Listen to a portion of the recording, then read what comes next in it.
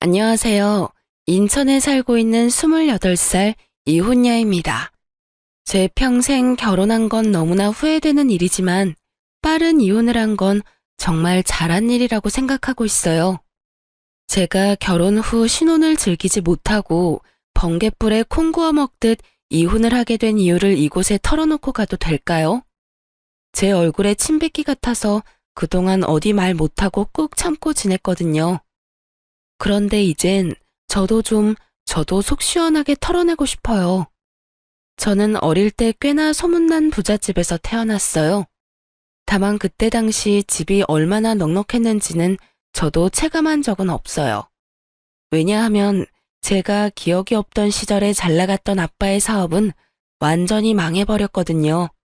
그래서 부자였던 건 별로 기억나지 않지만 집이 못 살았던 기억은 아주 많이 남아 있어요. 제가 초등학생 때 집에 돈이 없어서 한동안 저녁을 라면으로 먹을 때가 있었어요. 처음에는 아무것도 모르는 어린 마음에 매일 라면을 먹는다고 엄청 좋아했었죠. 그런 제게 어떤 말도 쉽게 못 꺼냈던 부모님의 참담한 얼굴이 가끔 떠올라요. 하지만 얼마 지나지 않아 현실을 깨달은 저는 라면이 물려서 울며 불며 먹었죠. 아빠가 다시 일어난 건 제가 초등학교를 졸업할 때쯤이었어요. 정말 이러다 온 가족이 죽나 싶을 때 아빠는 다시 재기에 성공하셨죠.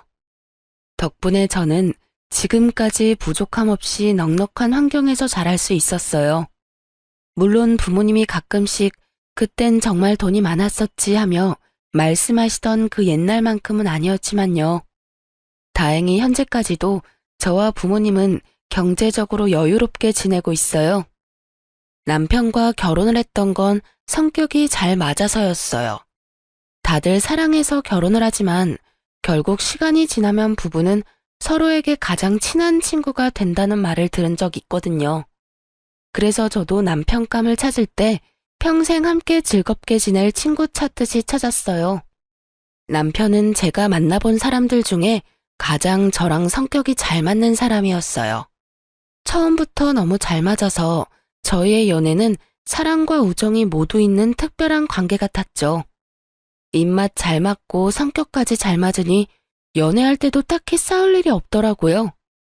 서로 만나면서 억지로 상대방에게 맞추는 게 은근히 고역이잖아요. 그래서인지 저는 자연스럽게 이 남자랑 결혼하면 좋겠다 생각했던 것 같아요. 하지만 입맛 비슷하고 성격 잘 맞는 것도 연애 때나 좋았죠.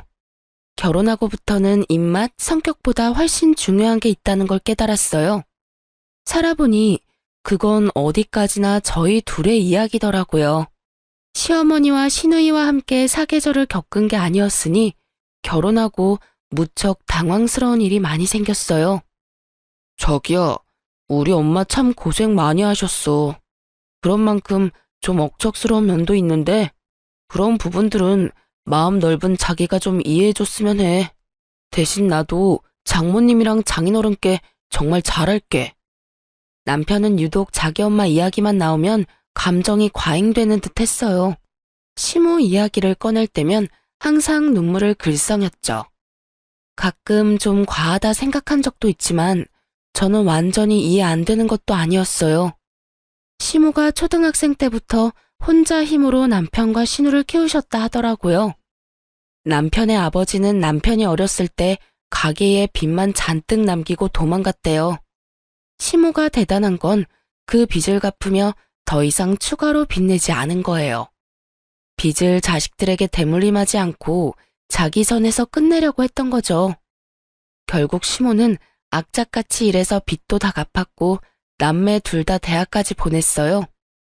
물론 저희 집도 어려울 때가 있었지만 저희 집은 부모님 두 분이 의기투합해서 이겨낸 거였거든요. 그러니 저는 홀로 가정을 지킨 시모가 너무나 대단해 보였던 거죠. 그래서 결혼 후 시모의 억척스러움도 웬만하면 이해하려고 노력했어요. 그리고 저희 집이 힘들었던 날들이 자꾸만 떠올라서 시모에게 더 살뜰히 잘했죠. 제가 뭘 바라고 한 건 아니었지만 시모는 자주 툴툴거리는 사람이었어요. 어머님, 요즘 입맛 통 없으시다면서요? 제가 맛집 찾아놨는데 주말에 시간 내주세요. 참나, 그건 또 어떻게 알았냐?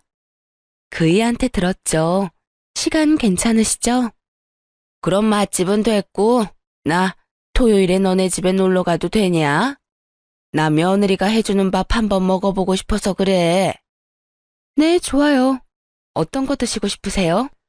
뭣도 모르고 저는 흔쾌히 알겠다고 했는데 시모는 집에 도착하자마자 잔소리를 늘어놨어요. 냉장고 안을 검사하듯 여기저기 뒤지면서요. 어머, 먹을 게 통 없네. 네? 저 어머님 오신다고 해서 미리 장 봤어요. 지금 먹을 거 말고 말이야. 너희 평소에 먹는 것들 말이다. 아, 저희 그때그때 먹을 만큼씩만 사고 있어서요. 요즘 사람들 인터넷에서 장 보던데 너도 혹시 그러니? 아무래도 그렇죠, 어머님. 저희는 보통 그렇게 장 봐요. 둘 다 회사 다니니까 아무래도 그게 쉽고 편하더라고요. 그리고 마트보다 소량으로 파는 것들도 많아요. 아니, 인터넷이랑 마트 말고 재래시장에서 장을 봐야지. 그래야 물건도 좋고 가격도 훨씬 저렴하지. 아, 사돈이 그런 건 안 가르쳐주니? 에이구 정말. 살면서 무슨 변수가 언제 어떻게 생길지 누가 알아? 날 봐라. 남편 도망가서 평생을 이 고생했잖냐. 물론 내 아들은 지 아빠 말고 날 쏙 빼닮아서 그럴 일은 없다만 너 나중에 애 낳고 키우다 보면 언제 회사 그만둘지도 모르고. 이렇게 둘 다 벌고 있을 때 미리미리 절약해라. 알았냐? 네, 그럴게요. 어머, 너 내 말 그냥 듣고 흘리는 거냐? 대충 대답하지 말고 지금 내 말 새겨들어라. 네, 알겠어요. 매번 그렇게는 못해도 되도록이면 시장 가보도록 할게요. 매번 그렇게는 못한다니. 지금부터 물건 사는 습관을 잘 들여야지. 너 그렇게 뭐든 쉽게 사는 버릇하면 되겠어? 그 순간은 제가 무조건 시모 말에 넙죽 엎드려야 시모의 잔소리가 끝날 것 같았어요. 하지만 저는 무조건 오케이 하지는 않았답니다. 지금 당장 회피하자고 수긍했다가 미래에 제가 더 고생할 것 같았거든요. 그래서 저는 은근히 시모에게 반항을 했어요. 그럼 어머님, 이렇게 하는 건 어떨까요? 아무래도 제가 남편보다 주간에 일하는 시간이 많아요. 주말까지 일이 생기는 경우도 허다하고요. 그래서 그동안 대부분 집안 마트나 인터넷으로 장 봤는데 어머님이 재래시장 가라고 하심 대부분 장은 남편이 볼 것 같아요. 그래도 괜찮겠죠? 뭐? 그게 무슨 말도 안 되는 소리냐?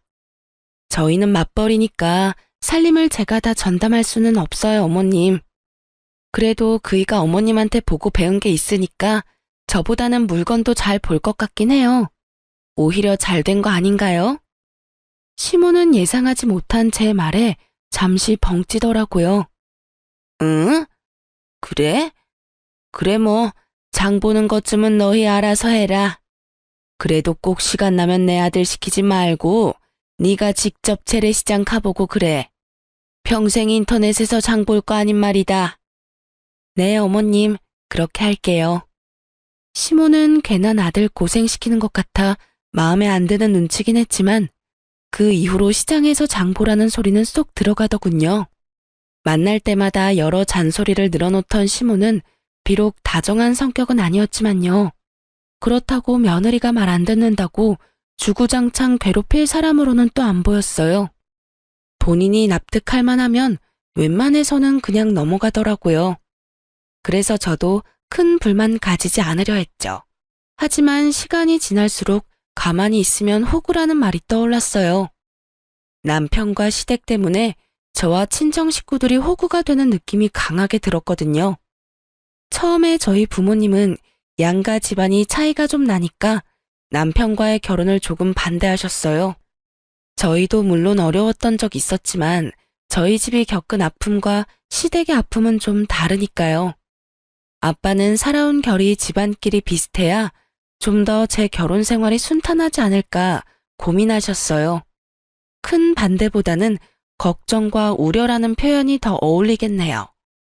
그랬던 저희 부모님도 막상 싹싹한 성격에 제게 잘하는 남편을 만나보고는 좋은 사람 같다며 결혼을 허락하셨죠.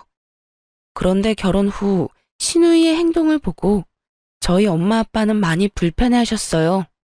상견례 때는 참하고 조용하더니 결혼하자마자 신우가 본색을 드러내더라고요. 오죽했으면 속상한 저희 아빠 입에서 이런 말이 나왔어요. 내가 끝까지 이 결혼 반대할 걸 그랬다. 다름 아니라 결혼하고 처음으로 양가 모여서 식사하는 자리를 가졌는데 철없는 시누이가 설쳐서 분위기가 완전히 엉망이 됐거든요. 곧 30대를 앞두고 있는 시누이는 집안에서 사고뭉치 같은 존재였어요.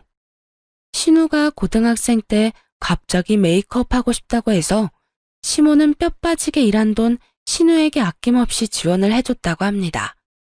그 당시 미용 재료값, 학원비까지 돈이 은근히 많이 들었대요. 그래도 신우가 각종 미용 자격증 따고 전문대까지는 갔다 합니다. 그런데 실습 나가서 고작 몇 개월 일해놓고 힘들다면서 졸업도 포기하고 그동안 배운 것들 다 때려치웠다더라고요.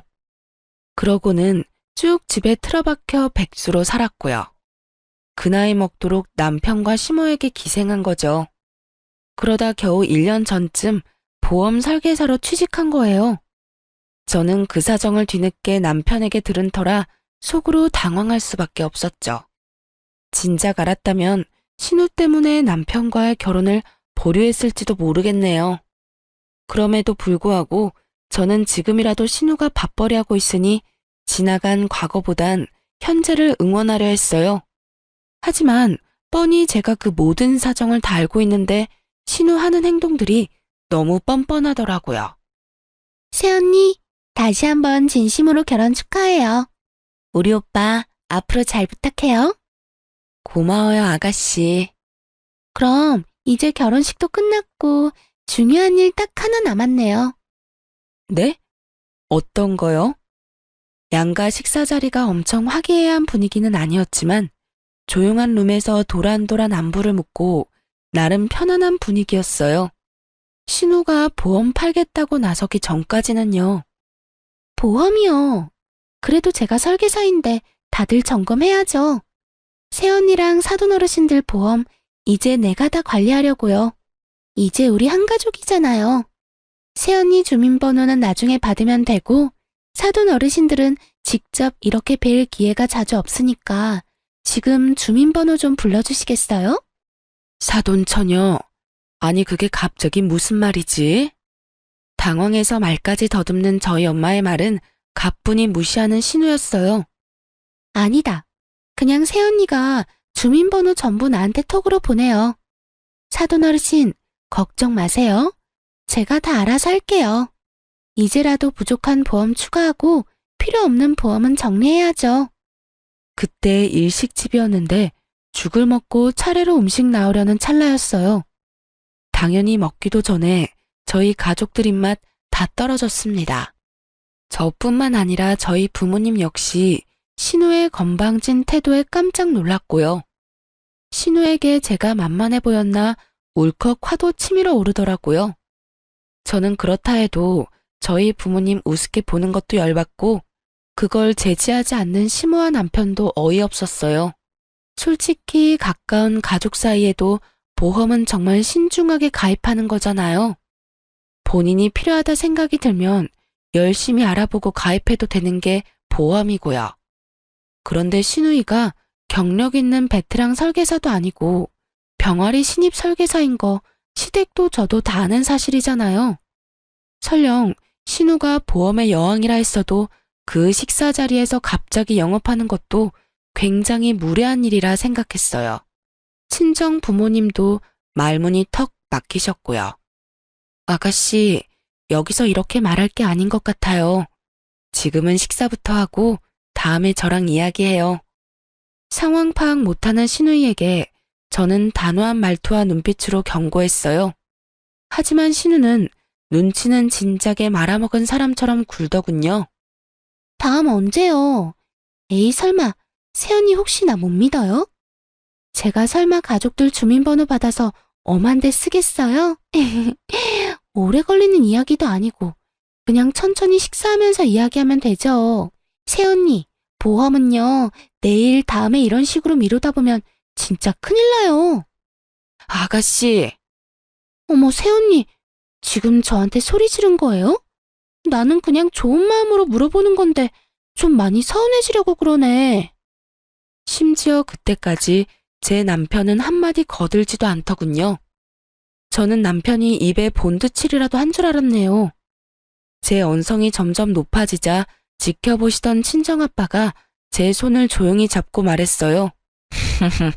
사돈처녀, 열심히 사는 모습은 보기 좋네요.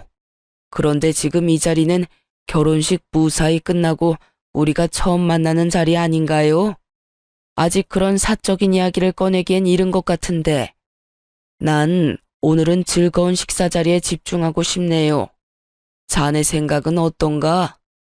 네, 그렇죠. 장인어른 말씀이 맞습니다. 이제 소정아, 그 얘기는 그만하자. 내가 뭘 어쨌다고? 아빠가 남편에게 묻자 남편은 그제서야 그만하라고 시누이를 말렸어요. 시누이는 식사하는 내내 입이 대빨 튀어나와선 아무 말을 하지 않았어요. 차라리 그렇게 입을 다문 편이 나았죠. 시모는 창피는 했는지 나중에 시누이 등짝 때리는 건 얼핏 봤어요. 문제는 그 이후에 신우가 전화와서 엄청 우는 소리를 하는 겁니다. 새언니, 나 이번 달 실적 조금만 더 채우면 되거든요? 저 좀 도와주면 안 돼요? 보험 비싼 거 가입하라고는 강요 안 할게요. 이참에 진짜 보험 점검하면 좋잖아요. 아가씨. 네? 어머님이랑 남편은요? 그게... 아가씨한테 보험 들었어요? 엄마랑 오빠는 어떤 보험 들지 아직 고민 중이에요. 어머님이랑 오빠 가입하면 그때 저도 생각해 볼게요. 너무해요, 진짜. 너무한 건 아가씨죠. 적어도 아가씨 가족인 어머님이랑 오빠는 설득해야 저도 믿음이 갈 거 아니에요. 저는 신우에게 시모랑 남편부터 가입시키고 오라고 했어요. 고집 세고 짠순이인 시모가 아무리 자기 딸이라고 해도 1년 된 설계사한테 덥석 보험을 새로 들 리가 없다는 걸 짐작했거든요. 아니나 다를까 시누이는 시모는 물론이고 남편에게도 가입 성공을 못 시켰더라고요. 본인 가족도 한 명 가입 못 시키는데 뭘 믿고 제가 가입하겠어요. 다행히 그 이후로 신우는 제 앞에서 보험의 보자도 안 꺼냈어요. 저는 진짜 신우이가 보험회사에서 진득하게 몇 년 일을 하는 모습을 보이면 그때 상담해보고 하나쯤 보험 들어주려고 했어요. 물론 부족했던 제 보험 보장도 채울 겸 저렴한 보험으로요. 그런데 그 마음이 싹 사라지게 남편이 제게 핀잔 아닌 핀잔을 주는 겁니다. 신우가 잠잠하니 이제 남편이 제 속을 뒤집더라고요. 그래도 내 동생인데 한번 눈 딱 감고 도와주면 안 돼? 가만 지켜봤는데 당신 너무 냉정하다. 응? 그게 무슨 소리야. 그러는 당신은 왜 아가씨 안 도와주는데? 아가씨도 그렇고 당신도 그렇고 대체 왜 나랑 우리 집에만 그래? 어머님이랑 당신이 들어주면 되잖아. 말을 왜 그런 식으로 해? 그럼 내가 말이 예쁘게 나오겠어? 당신이야말로 내가 가만 지켜봤는데 그동안 왜 자기 동생 안 말렸어? 내가 아가씨 문제로 싸우기 싫어서 잠자코 있으니까 바보로 보였어? 그건 걔가 철이 없어서 그런 거고. 그러니까 왜 나이만 먹고 철없는 동생 하는 짓을 엄한 데서 따지냐고. 막말로 내가 따져야지. 철없이 행동한 걸 알았으면 당신이 제지했어야 맞는 거 아니야? 내 말 틀렸어?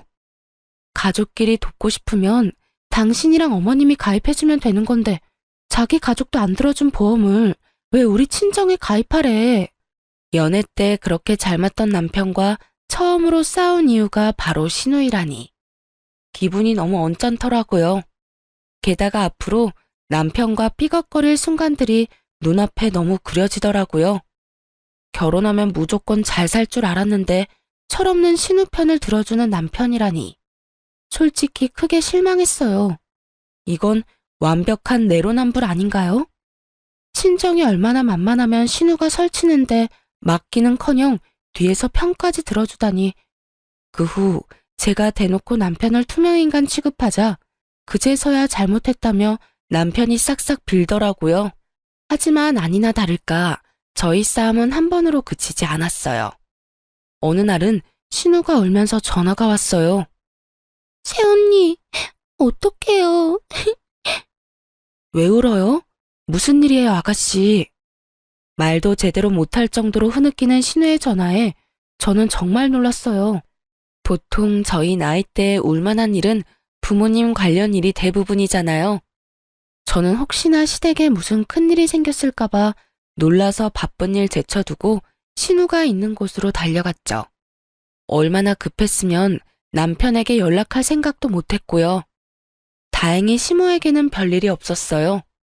대신 신우가 몸을 가누지 못하고 제게 쓰러지듯 기대서 오열했어요. 아, 어떡해요, 새언니? 나 전세 사기 당했어요. 우리 엄마 알면 큰일 나요. 엄마가 돈 모을 때까지는 어떻게든 집에서 출퇴근하라고 했는데 내가 그 말 무시하고 전세 대출 받아서 나온 거거든요. 새언니, 나 당장 지낼 곳이 없어요. 알고 보니 부동산 중개 수수료 좀 아끼겠다고 개인 직거래하다가 사기당한 신우였어요. 저는 시모가 절대 신우 도와주지 않을 걸 잘 알고 있었어요. 시모 성격에 아무리 본인 딸이라도 멍청하게 사기당한 거 알면 분명 온 집안이 난리 날 게 뻔했죠.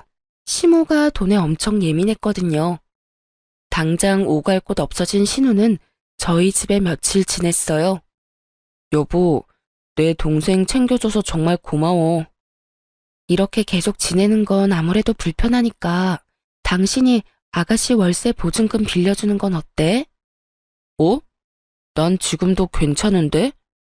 뭐? 어차피 우리 방 하나 남잖아. 그러지 말고 그냥 동생한테 월세 받는 건 어때? 난 싫어. 여기 우리 신혼집이야. 자기 신혼 뜻 몰라? 근데 자기가 쟤 여기까지 데리고 온 거잖아. 그건 아가씨가 당장 갈 곳 없다고 하고 그때는 상태가 많이 안 좋았으니까. 아, 몰라. 당신이 해결해. 그래도 내가 오빠인데 어떻게 나가라고 그래? 그리고 제가 나한테 보증금 받아가서 갚겠어? 차라리 방 하나 내주고 월세 받고 말지. 당신 정말 무책임하다. 당신도 무책임해. 신우랑 며칠 지내다 보니 너무 불편했던지라 저는 당장 신우를 나가게 해야겠다는 생각뿐이었어요. 그때까지는 남편과 이혼까지 갈 생각은 못하고 어차피 못 받을 돈 남편이 빌려주나 제가 빌려주나 똑같다 생각하고 제가 줘버렸어요. 지금 생각해보면 바보 같은 선택이었지만 그땐 가족이니 벼랑 끝에 몰렸을 때 한 번은 도와주자 생각도 했고요. 주식이랑 적금 여기저기 돈 묶인 남편보다는 제가 당장 현금 여유가 있기도 했고 재정적으로도 제가 남편보다 돈은 더 많았거든요. 신우 일이 해결되자 남편은 또 울먹거리며 말했어요. 당신한테 정말 감동받았어. 진심으로 고마워. 내가 정말 잘할게. 하지만 이번에 큰일은 친정에서 치르고 말았죠. 생각지도 못하게 엄마 건강에 적신호가 온 거죠. 난소에 작은 혹이 여러 개가 발견됐거든요. 그래도 암은 아니어서 천만다행이었지만 처음 알게 됐을 때는 너무 놀랐어요. 저는 친정엄마 앞에서 애써 눈물을 참았지만 남편 목소리를 들으니 눈물이 터지더라고요. 여보, 나 이제 점심시간이야. 장모님 괜찮으셔? 난소에 혹이 여러 개 발견됐대.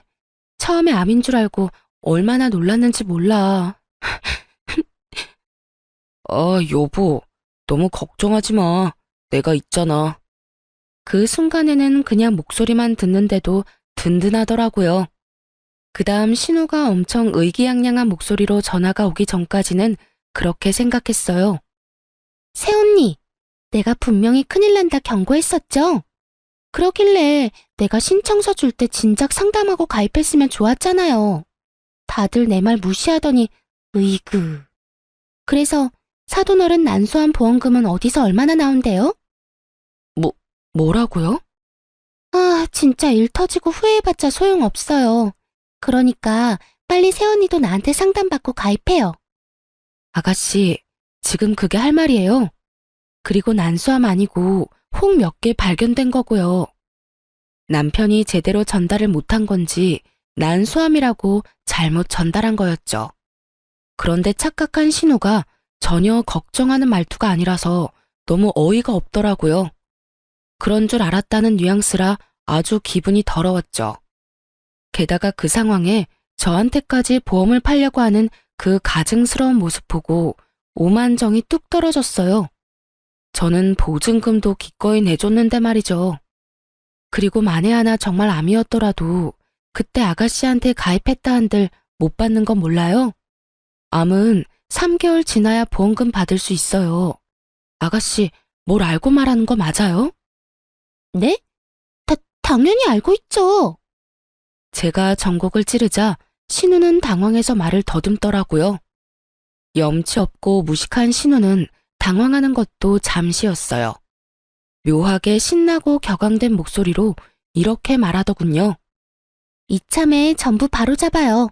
난소에는 혹이 있어서 암 가입은 안 되겠지만 다른 보험이라도 점검해야죠. 병원 어디예요? 지금 내가 갈게요. 아, 아가씨, 됐거든요. 그리고 엄마 아는 보험 설계사분 있어요. 그러니까 그만 좀 영업해요. 아주 지긋지긋해 죽겠네. 가족끼리 기분 상하게 뭐 하는 짓이에요? 저는 딱 잘라 거절하고 신우의 전화를 일방적으로 끊었습니다. 그때 전화만 끊은 게 아니라 아주 이참에 신우랑 인연을 끊으려고 마음먹었죠. 제 마음속에는 이대로 신우랑 평생 안 보던가 남편이랑 이혼하던가 둘 중 하나였어요. 퇴근한 남편에게 신우의 만행을 알렸더니 돌아오는 반응은요. 에이, 그럴 수도 있지. 내 동생 원래 철이 없잖아. 잘 배운 당신이 내 동생 불쌍하게 생각하고 이해 좀 해줘라. 그리고 내가 중간에 잘못 전달한 잘못도 있잖아. 근데 그렇다고 신우의 전화를 막 끊어버려? 자기 은근 좀 못됐다. 내 동생 얼마나 무안했는지 바로 전화와서 울기까지 하는데 아니, 걔도 자기 혼자 좋자고 보험 들자는 게 아니잖아. 다 장모님 위하고 걱정해서 걔도 그런 말 한 거지. 라고 공감은커녕 저를 나쁜 사람으로 만들더군요.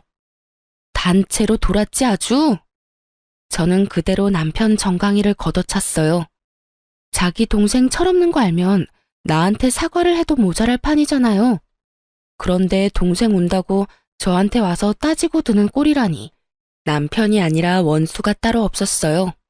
그렇게 여동생 끼고 돌 거면 그냥 결혼 안 하고 평생 자기 동생이랑 살면 좋잖아요. 아이, 이게 뭐 하는 짓이야? 이혼해. 이혼하자고, 이 나쁜 인간아. 넌 네 불쌍한 동생이랑 평생 살아. 이혼이라니. 에이, 내가 잘못했어, 여보. 화 풀어. 붙잡는 남편 두고 집을 나왔는데 기막힌 타이밍으로 시모가 밖에서 저녁 먹자고 전화가 오더군요. 할 말이 있다고요. 저는 이혼 선언하기에 딱 알맞은 기회라 생각하고 시댁을 갔어요.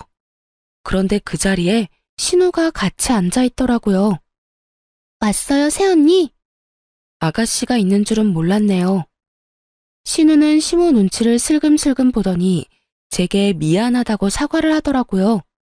시모도 딸 잘못 키워서 미안하다며 신우 등짝을 때리더군요.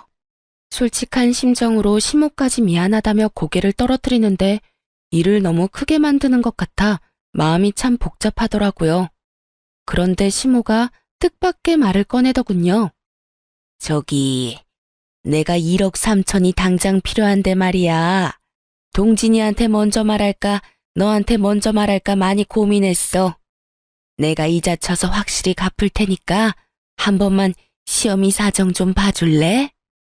네? 어머님, 갑자기 그 큰돈이 왜 필요하세요? 시모가 신우이처럼 철없고 정신 나간 사람이 아니라고 생각해서 그 큰돈이 어디에 필요한지 궁금은 하더라고요. 시모는 일요일 하루 빼고 매일 아르바이트 하러 나가는 사람이었으니까요. 신뢰가 없는 건 아닌데 큰돈을 갑자기 빌려주기엔 부담스러웠어요. 아니, 애초에 빌려줄 생각도 없었고 어떻게 잘 거절할지 방법을 생각하고 있었죠. 그때 속으로 아차했던 게요. 신우 보증금 조건 없이 한번 빌려주니까 이런 식으로 제가 힘들어지는구나 싶었어요. 들어보니 시모는 본인 장사를 하고 싶은 거였어요. 좋은 기회로 딱 1억 3천이면 보증금도 권리금도 해결할 수 있다더라고요. 시모는 반찬 가게에서 일했는데 손맛이 꽤 좋아서 그 동네 사람들이 알아주는 거 저도 알고 있었어요. 만약에 제가 가게 보증금 빌려줘도 시모가 쓰는 게 아니라 돈이 묶이는 거니까 몇 년 후 제게 다시 돌아오겠지 생각은 했어요. 그래도 결혼한 지 얼마 안 돼서 부부 사이에 잡음이 나오는 와중에 남편 집안에 그 큰 돈을 빌려주고 싶지 않았어요. 장황한 설명에도 제가 긍정의 말이 없자 시모는 삐친 얼굴로 말없이 식사만 했어요. 저는 중간에 화장실로 도망가 남편에게 당장 오라고 했죠. 남편과 통화를 끝내고 화장실에서 나왔는데 그 넓은 고깃집이 시끄럽도록 둘이 하하호호 웃으며 난리가 났더라고요. 아까는 분위기가 무겁게 고기만 먹더니 무슨 대화를 저렇게 하나 싶어서 가까운 테이블에 잠시 앉아 둘이 나누는 대화를 집중해서 듣기 시작했죠. 그런데 저는 정말 기절할 뻔했네요. 이씨, 세연이 별 반응도 없고 뭐야. 통이 커서 한 번에 알겠다 할 줄 알았는데. 다 너 때문이지, 이 기집애야. 아, 그만 좀 때려. 나도 먹고 살려고 그랬다 뭐. 그러게, 오빠랑 엄마가 보험 좀 가입해줬으면 좀 좋아. 시끄러. 정신 못 차리고 있어. 근데 엄마, 오늘 고깃값은 누가 결제해? 설마 새언니가 우리 보고 계산하라는 건 아니겠지? 예, 그럼 우리가 돈 빌리는 입장인데 계산 안 할 수도 없잖냐. 넌 그러니까 무슨 생각으로 이 비싼 고깃집으로 온 거야? 오랜만에 소고기 먹고 싶었단 말이야. 새언니 진짜 짜증나. 저번에는 500만 원 바로 입금해주더니. 그래도 착하잖냐. 아주 퍽하면 속아. 저러다 엄한 데 가서 사기라도 당할까 걱정될 만큼. 그래, 뭐 좀 답답해도 착한 건 인정. 덕분에 전세 사기 당했다고 거짓말하고 원룸 보증금까지 건졌잖아. 근데 엄마, 새언니 말이야. 나 월세도 가끔 내달라고 부탁하면 내줄 것 같지 않아? 어머. 그럼 네가 우는 소리 종종 해봐. 너 그런 거 잘하잖냐? 제발 똑똑하게 굴어. 보험 팔 생각만 하지 말고. 이제 우리 집 든든한 금고 생겨서 얼마나 다행이야. 엄마, 가게 보증금 얼마랬지? 약속한 대로 5천은 나 주는 거다. 너 허튼 곳에 쓰면 정말 죽어. 듣다가 알게 됐는데 시모는 제게 큰 돈 빌려서 보증금 내고 자기 딸이랑 본인 종잣돈 만들 생각이었나 봐요. 애초에 돈 빌리고 갚을 생각도 없어 보였고요. 몇십만 원씩 갚다가 안 갚으면 그만이라는 말까지 들었거든요. 저는 다 들었지만 아무것도 못 들은 척 태연하게 굴었어요. 분하지만 흥분해서 어버버 따지고 싶진 않았거든요. 그럼 오늘 고기는 어머님이 사주시는 거죠? 저 요즘 안 그래도 기력이 딸렸거든요. 감사히 잘 먹겠습니다, 어머님. 응? 뭐 그래, 맛있게 먹어라. 저는 일부러 비싼 소고기만 계속 주문했어요. 그날은 채기도 하나 없이 어찌나 음식이 잘 넘어가는지요. 아마 이혼하겠다는 결심에 속이 너무 후련해서 그랬는지 모르겠네요. 시모와 신우는 비싼 고기 손도 못 대더라고요. 저만 야무지게 잘 먹었어요. 30만 원 넘게 나왔는데 손을 벌벌 떠는 시모였죠. 어머님 잘 먹었습니다. 설마 돈 아까운 건 아니죠? 아깝다니. 우리 며느리 잘 먹어서 나는 너무 기분 좋아. 억지 웃음 짓는 시모와 신우를 끌고 카페로 자리를 옮기자고 부추겼어요. 알겠다며 또 억지 웃음을 짓는 모녀였죠. 시모는 예상치 못한 큰 돈을 지출해서 그런지 얼굴이 잔뜩 어두워져서는 카페에서도 돈 이야기를 꺼내더라고요. 그럼 돈은 해주는 거지? 어머, 어머님 얼마라고 했었죠? 1억 3천. 오늘 해줄 거야? 해줄 거지? 일단 케이크부터 좀 먹을까요? 여기 케이크가 진짜 맛있거든요. 후식은 아가씨가 사는 거죠? 고마워요. 잘 먹을게요. 그리고 저 이따 갈 때 포장도 좀 해갈게요. 네네, 그럼요. 제가 쏠게요, 새언니. 저는 또 신우 돈으로 디저트랑 커피 왕창 시켰어요. 그리고 야무지게 디저트 먹으면서 얄밉게 말했죠. 그런데 말이죠, 어머님. 돈 30만 원에는 벌벌 떨면서 며느리 돈은 아무렇게나 쓰여도 괜찮나 봐요? 뭐? 너 지금 뭐라고 했냐? 새언니, 아까 설마 다 들은 거예요? 아무 말을 하지 않고 가만히 있자 긍정의 의미로 알아들은 모녀가 제게 다 오해라며 펄펄 뛰기 시작하더군요. 저는 아무렇지 않게 웃으면서 말했어요. 걱정 마세요. 돈은 생길 테니까요. 네가 도와주려고? 에이, 미쳤어요. 내가 왜요? 댁 아들이 도와주겠죠. 이혼하면 신혼집에 들어간 돈 다시 반반 나눌 거예요. 그러니까 아줌마 필요한 그 돈은 아들한테 달라 하세요. 왜 엄한 사람한테 돈을 자꾸 뜯으려 하실까? 아참, 혼수는 내가 했으니까 다 가져갈 거고요. 제 말에 두 모녀 얼굴이 울그락불그락 변하는데 참 보기 좋더라고요. 그래서 다 마시지 못한 커피는 신우 얼굴에 시원하게 부어줬습니다. 열받은 김에 정신 좀 차리라는 의미였죠. 아, 차가워. 너 지금 내 딸한테 무슨 짓이야? 마음 같아서는 팔팔 끓는 뜨거운 커피 들이붓고 싶은데 착한 내가 참았어요.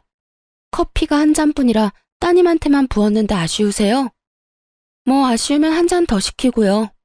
이번엔 따뜻한 거 시킬 건데 괜찮죠? 뭐? 단단히 미쳤구나 너.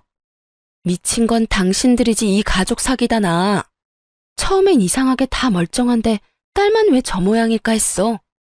근데 결국 다 똑같은 집구석이었네. 평소랑 다른 독한 얼굴에 시모와 신우는 겁에 질려서 아무것도 못하고 개거품만 물더군요.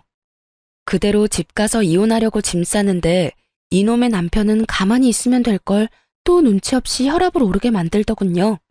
당신 돈도 안 빌려줄 거면서 비싼 소고기는 왜 그렇게 많이 먹었어? 어휴, 엄마가 30만 원 넘게 썼다고 얼마나 화가 나셨는지. 당신이 나중에 보내줄 거지?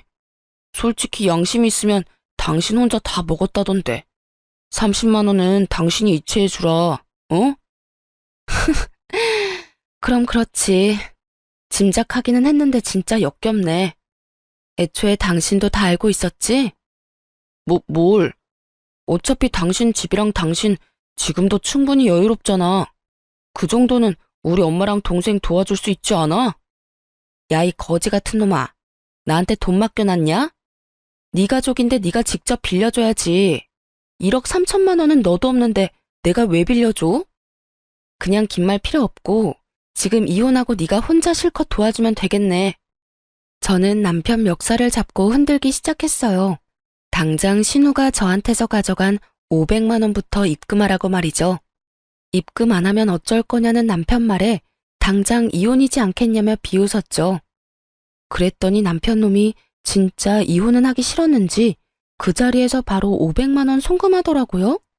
이 자식 돈도 있었으면서 일부러 내 돈 쓰게 만든 거 보니 혈압이 2배로 오르더군요. 입금했어, 여보. 이성적으로 생각해. 우리가 결혼한 지 1년이 됐냐, 2년이 됐냐? 이건 정말 아니야. 그래, 이건 정말 아니지. 입금만 확인하고 남편놈 싸대기를 아주 풀스윙으로 날려버렸어요. 30만 원 고기를 먹어서 그런가 청량한 짝 소리에 제 마음도 다 시원해지더라고요. 끝까지 내 편은 없다는 생각에 많이 우울하더라고요. 친정에 와서야 눈물이 펑펑 쏟아지는 거 있죠. 부모님께 엉엉 울며 자초지종 설명했는데 속상해하실 줄 알았는데 오히려 빨리 알아채고 이혼하는 게 어디냐고 엄마가 기뻐하시더라고요. 아이고, 조상님이 도우셨다. 이제라도 알아차린 게 어디야. 그런 사기꾼들한테 큰돈 안 뜯기고 지금이라도 이혼하는 게 천만다행이다. 그래서인지 저도 한 번 울고 정신이 번쩍 들더라고요. 얼른 이혼해서 내 인생의 오점을 지우고 싶은 마음뿐이었죠. 부동산에 신혼집을 내놨는데 깨끗하고 신축이라 역시나 빠르게 정리할 수 있었어요. 그런데 제 돈 써서 순수 골라 채워넣었던 냉장고와 에어컨, 식기, 세척기 등등 가전을 챙기러 갔는데 싹 없어졌더라고요. 가져가서 친정 가구 다 바꿀 생각이었거든요. 솔직히 누군지 예상은 갔어요. 남편 놈에게 전화하니 예상대로 신우가 가져갔다고 하더군요. 그런데 이어서 하는 말이 그것도 다 제 책임이라며 개소리를 하더라고요. 네가 그럼 못 가져가게 지키고 있던가. 그냥 나갔으면 그 정도 각오는 했어야지. 저는 더는 입씨름할 것도 없이 신우에게 전화했어요. 그래요. 몇 개는 중고로 팔았고 나머지는 우리 집에 가져왔어요. 너 정말 못 쓸 물건이구나. 뭐라고? 야, 너 이제 내 새언니 아니야. 말 가려서 해. 너 나중에도 큰 소리 칠 수 있는지 보자. 그러던지. 어차피 신우한테 준 500만 원은 이미 받은 상태라 상대하기 싫었는데 이놈의 인간들이 하나같이 절 가만두질 않더라고요. 제 소유의 가구를 다 훔쳐갔는데 적반하장으로 성을 내니 법대로 하자 싶었죠. 원래는 조용히 합의 이혼하려고 했는데 소송 이혼으로 바꾸고 신우도 절도죄로 신고했습니다. 본인이 직접 가져갔다고 시인하는 통화 내역도 있고 아파트 CCTV도 찍혀 있었거든요. 예상치 못한 소송에 겁이 난 인간들이 겁도 없이 친정에 찾아와선 제 앞에서 단체로 무릎을 꿇더라고요. 여보, 이건 냉장고 판 돈이야. 도로 돌려줄게. 그러니까 고소 취하 좀 해줘. 그래, 끝날 때는 끝나더라도 이렇게 진흙탕 싸움 만들지는 말아야지. 세탁기랑 건조기도 도로 가져가. 우리 집에 그대로 있어. 참나. 애초에 진흙탕 싸움 시작한 게 누군데요. 그리고 냉장고 200만 원 넘게 주고 산 신형인데 겨우 100만 원 언저리네? 똑바로 값 치러야지. 마음대로 똥값에 팔아놓고 뭐 하는 거야 진짜? 이미 경찰에 신고했고 그 집에 들어간 물건들도 다시 쓰고 싶지 않네요. 법대로 하면 되니까 이렇게 찾아오지들 마세요. 결국 남편은 울분을 터뜨리더라고요. 처음엔 저를 원망하더니 뒤늦게 상황 파악을 똑바로 한 남편놈이 시모와 신우에게 개거품을 물더라고요. 둘 다 내 인생 이렇게 망치니까 좋아? 좋냐고. 그냥 평범하게 잘 살 수 있었는데 그런 남편에게 저희 부모님이 말씀하셨죠. 다 잘못들은 했지만 남편인 자네가 다 알면서도 눈 감은 건 문제 아니던가? 장인어른, 그렇게 부르지 말게. 이혼한 사이에 장인이라니 내 집에서 다들 당장 썩 꺼져. 잘못했어요. 저는 정말 억울해요. 바짓가랑이 붙잡고 애원하는데 가증스럽기만 했어요. 자기 엄마랑 동생이 부인 기만할 때 가만히 있었으면서 뭐가 그리 억울할까요? 저는 이혼 소송은 그대로 진행했고 신우도 경찰에 넘겼어요. 겁 없이 혼수를 훔쳐간 건 잘못이지만 나름 선심 써서 제 값만 내놓으면 합의해주려 했거든요. 그런데 갑자기 제게 만나자 하더니 마지막에 먹은 소고기 값 대략 30만 원이랑 카페에서 쓴 돈까지 40만 원을 달라고 하더라고요. 정말 끝까지 눈치도 염치도 없는 족속들이었어요. 계산은 똑바로 해주실 거죠? 계산을 똑바로 하면 여기 날 부르면 안 됐지. 너 정말 내가 합의 안 하면 어쩌려고 이러니? 네? 그 정도 멍청함은 병 아니니? 감히 네가 나한테 돈을 요구할 수 있다고 생각해? 정신 못 차려? 잘못했어요. 제가 생각이 짧았어요, 언니. 정말 멍청한 건 답도 없구나. 괜히 성질 도두게 했다가 잘못했다고 싹싹 비는 꼴이라니. 그 이후에 저는 혼수값 전부 다 되돌려받고 합의는 해줬어요. 물론 소고기 값은 돌려주지 않았답니다. 시모랑 신우 방관한 유책 사유가 충분히 입증돼서 위자료 두둑하게 받고 헤어졌어요. 끝까지 그 인간 자기 죄는 모르더라고요. 왜 자기가 피해자라고 생각하는지 어이가 없었어요. 그놈 어지간히 억울했는지 자기는 잘못한 게 없는데 엄마랑 여동생 때문에 제게 위자료까지 주고 이혼당했다며 여기저기 말하고 다녔나 봐요. 자기 얼굴에 침 뱉기인 줄도 모르고요. 덕분에 저랑 겹치는 지인들 회사 사람들 다 전 남편이랑 손절했어요. 또 전 남편은 그것도 전부 시무랑 신우 탓이라며 시댁과 연 끊고 잠수 타서는 혼자 살고 있다 하더라고요. 아참, 전 시누이는 뭐 보험일 진작 그만뒀다고 들었어요. 그럼 또 기생충처럼 자기 엄마한테 딱 붙어서 돈이나 축내고 있겠죠. 쉽게 먹고 살려는 그 버릇 어디 갈까요? 다 자업자득이니 나이 먹은 큰딸 뒷바라지하면서 영원히 고통받기를 바라네요. 어쨌든 저는 그 일로 크게 되어서 함부로 소액도 빌려주지 말자 교훈을 얻었어요. 멍청하게 또 속아서 큰돈 떼일 수도 있으니 앞으론 제 지갑 절대 안 열려고요. 그리고 저는 재혼도 안 하고 그냥 혼자 잘 살고 싶어요. 요새 저는 제 또래 친구들이나 혹은 결혼 앞둔 친구들에게 항상 말하고 있어요. 결혼은 제발 웬만하면 수준에 맞게 집안 차이 많이 안 나게 하라고요. 그리고 엄마도 혹 제거수술 경과가 좋아서 큰 후유증 없이 건강 잘 유지하고 계세요. 여러분도 건강검진 제때 잘 받으시고 항상 건강하세요. 그럼 지금까지 제 긴 사연 함께 들어주셔서 감사합니다. 좋은 하루 되세요.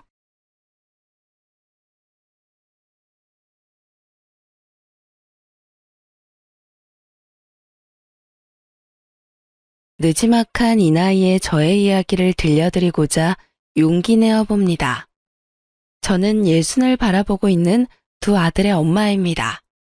지금 생각해보면 어려서부터 부유한 집안에서 나고 자란 탓에 어려서는 몰랐던 세상 풍파를 모두 겪으며 뒤늦게 철이 늦게 들었어요. 젊을 적 이야기지만 제 결혼을 축복해준 이는 없었어요. 제 집안에 비해 너무도 기우는 남자를 사랑했기 때문이죠. 제 남편은 참으로 가진 것이 없었어요. 그렇기에 제 집안에서는 반대가 무척 심했답니다.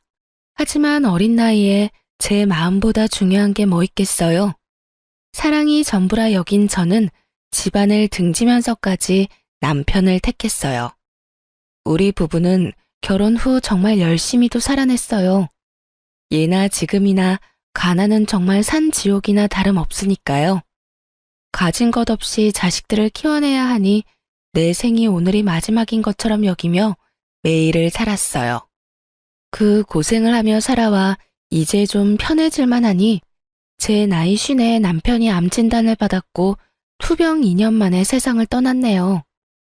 그 일을 떠나보낸 슬픔은 잊을 길이 없었지만 자식들이 성인이 된 후라 사는 것에 대해 힘든 건 없었어요.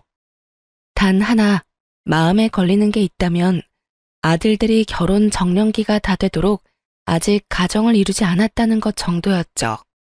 너희 장가갈 생각이 전혀 없는 건 아니지?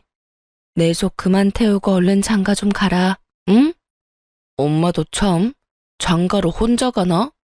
나나 영호나 짝이 있어야 가지. 너희는 그 나이 되도록 여자친구도 없어? 엄마, 원래 여자친구는 돈과 같아. 있다가도 없고 없다가도 있는 게 말이야. 그치요? 어련히 잘할 거라는 걸 알면서도 결혼은 또 다른 문제라는 생각에 시간이 흐를수록 제 걱정은 쌓여갔어요. 그런데 너무 섣부르게 제가 앞서 나갔다는 걸 나중에야 느꼈어요. 붉은 실로 이어진 자기만의 짝이 있다고들 하잖아요. 정말 그렇기라도 한 건지 아들 둘 다 비슷한 시기에 좋은 짝을 만나 속전속결로 장가를 가더군요. 그 후로는 세상의 근심이 모두 사라졌어요. 말로 다 표현 못했지만 장가도 못 가고 노총각으로 늙을까봐 내가 얼마나 걱정했는지 몰라. 그런데 단번에 며느리가 둘이나 생기다니 너무 기뻐서 아직도 믿기지 않아. 이제 동서랑 제가 있으니 기쁘게만 지내세요. 적적하시다 느끼시지 않도록 저희가 자주 찾아뵐게요. 고맙다. 이렇게 예쁜 딸이 둘이나 생겨 너무 든든하고 행복하구나. 딸이라고 생각해 주시니 너무 감사해요. 형님이랑 제가 어머님 사랑 듬뿍 받는 걸 보고 아주버님과 신랑이 질투하는 건 아닌가 몰라요. 첫째 며느리는 본성이 참 예쁜 아이고 둘째 며느리는 영특한 아이라 든든하기까지 했어요. 저는 너무도 소중한 며느리들이라는 생각이 절로 들었고, 그래서 제 배 아파 낳은 아들 둘보다도 예뻐하고 아꼈어요. 이런 제 마음을 오롯이 느꼈는지 첫째 며느리는 안부 연락과 왕래를 통해 제 마음에 대한 감사를 표현했고, 둘째 며느리는 선물과 용돈과 같은 것들을 전함으로 표현했어요. 첫째 며느리는 연년생에 손주를 낳아 전업주부로 지냈고, 둘째 며느리는 간호사로 큰 병원에 근무를 했거든요. 아들을 둔 동네 아줌마들은 이런 저를 내심 부러워했어요. 영훈이 엄마는 참 복 많은 사람이야. 그치? 정말 자기를 끔찍이도 챙기던 아들들도 참 부러웠는데 이제 다정한 며느리에 능력 있는 며느리까지 얻었잖아. 그러게 나도 애들이 이렇게 큰 효도를 할 줄은 몰랐네. 저 역시 동네 사람들이 해주는 말에 동감했어요. 집안에 여자가 잘 들어오니 이렇게 화목하구나 싶기도 했죠. 제 노후는 다복한 집안에서 평안하게 살아가겠구나 하는 기대가 되기도 했답니다. 하지만 이건 어디까지나 제 생각일 뿐이었어요. 자신의 커리어를 중요하게 생각하던 둘째 며느리가 아직 계획에 없던 임신을 하게 되면서 모든 게 뒤틀렸습니다. 둘째 며느리가 결혼한 지 3년 만에 첫 임신 소식이 들려왔어요. 엄마, 내가 드디어 아빠가 된대. 나도 이제 아빠라고. 어머 세상에나, 이게 다 무슨 소리야? 임신한 거야? 응? 아이고 잘했어. 둘째 아들이 30이 훌쩍 넘었던 때라 임신 소식이 제겐 얼마나 벅찼는지 모릅니다. 둘째 며느리도 어린 나이는 아니었던 터라 건강관리에 집중하며 최대한 조심하길 바랬어요. 하지만 둘째 며느리는 이전처럼 일을 하겠다 고집을 피우더군요. 임신 초기는 특히나 조심해야 하는 시기란다. 알고 있지? 네, 어머님. 너무 염려 마세요. 제 일이 간호사인걸요. 그래. 그래도 일은 이제 쉬는 게 어떠니? 큰 병원에서 근무하느라 많이 고되잖니. 무리해서 좋을 건 없으니 말이야. 그건 제가 알아서 할게요. 저는 임신 핑계로 제 커리어를 망치고 싶진 않아요. 벌써부터 경력 단절의 길로 가고 싶지 않거든요. 정 그렇다면 초기인 시기에만 잠깐이라도 휴식기를 가지는 걸 고려해보면 어떻겠니? 이 핑계 저 핑계를 대면서 빠지게 되면 저로 인해 피해볼 동료들은 어쩌고요. 복귀할 때 제게 얼마나 눈치를 주겠어요? 저 그런 거 정말 싫어요. 제가 힘들다고 느끼면 그때 제가 알아서 결단 내릴게요. 그런 것까지 관여하지는 말아주세요. 말려도 봤지만 너무도 완강해 쉽지 않았어요. 결국 며느리는 이전처럼 일을 나갔어요. 저는 그런 둘째 며느리와 아이가 걱정되어 집에서라도 편히 쉴 수 있도록 해줘야겠더라고요. 그래서 둘째 며느리 모르게 아들에게 당부했어요. 아들, 네가 세아가 힘들지 않도록 잘해야 한다. 밖에서 진을 빼고 오니까 되도록 네가 집안일에 신경 써. 내 둘째 며느리 고생시키지 말라 이 말이야. 알겠지? 엄마, 조금 서운하다. 나도 엄마 아들이거든. 아유, 내 귀한 아들인 걸 누가 몰라. 임신 초기엔 호르몬 변화 때문에 가만히만 있어도 힘들어. 그런데 일까지 한다고 하니 오죽하겠니? 너도 힘들겠지만 그래도 눈 딱 감고 무조건 잘 챙겨줘. 여자는 임신했을 때 기억이 평생 가는 거야. 알겠어. 그래야 아내도 편하고 엄마도 편하다는데 내가 못할 것도 없지. 저는 둘째 며느리가 혹여나 제 연락에 스트레스를 받을까봐 안부 연락도 줄일 정도로 무척이나 신경 썼어요. 매주마다 직접 창거리를 만들어 아들에게 보낼 정도로요. 그런데 둘째 며느리가 임신 4개월 차에 막 접어들 무렵 억장이 무너지는 소식을 접하고 말았습니다. 바로 둘째 며느리의 유산 소식이었어요. 엄마, 아이가 유산됐대. 실은 엄마가 더 불안해할까봐 말은 안 했지만 저번 주에 복통이랑 피비침이 있어서 병원에 다녀왔었어. 그런데 결국엔 이렇게 되고 말았어요. 아이고, 아이고, 어쩜 좋아? 세아가는 좀 어때? 괜찮니? 다행히 씩씩하게 잘 있어. 일 쉬면서 며칠 몸 관리하기로 했으니까 걱정 마. 엄마가 많이 고대했는데 어쩌지? 지금 그게 뭐가 중요하니? 내 아들과 며느리가 얼마나 상심이 클까? 아휴, 가여운 것. 어쩜 좋니? 너무 안타까웠고 또 둘째 며느리가 힘들어할 걸 알기에 마음이 무거웠어요. 유산도 출산과 다를 것 없이 몸조리를 해야 한다고 하더라고요. 그래서 제가 직접 건강에 좋은 음식을 이틀에 걸쳐 준비했어요. 그렇게 양손 가득 챙겨 둘째네 집으로 찾아갔죠. 그런데 아무리 배를 눌러도 인기척이 들리지 않는 거예요. 저는 혹여 둘째 며느리가 상심이 커 우울감에 빠져 있는 건 아닌가 하는 불안감이 엄습했어요. 그래서 아들에게 연락해 상황을 설명하고 도어락 번호를 넘겨받았죠. 급히 현관을 열고 들어갔는데 이 무슨 일인가요? 집에서 쉬고 있어야 할 둘째 며느리가 보이지 않는 겁니다. 놀란 마음에 둘째 며느리에게 연락했더니 정말 황당한 소리를 하더군요. 얘, 너 지금 어디니? 네? 저 병원 출근 중인데 왜 그러세요? 휴가 중에 출근은 무슨 출근이야? 아직 그렇게 무리하면 안 되는 건 모르니? 당장 집으로 돌아오렴, 어서.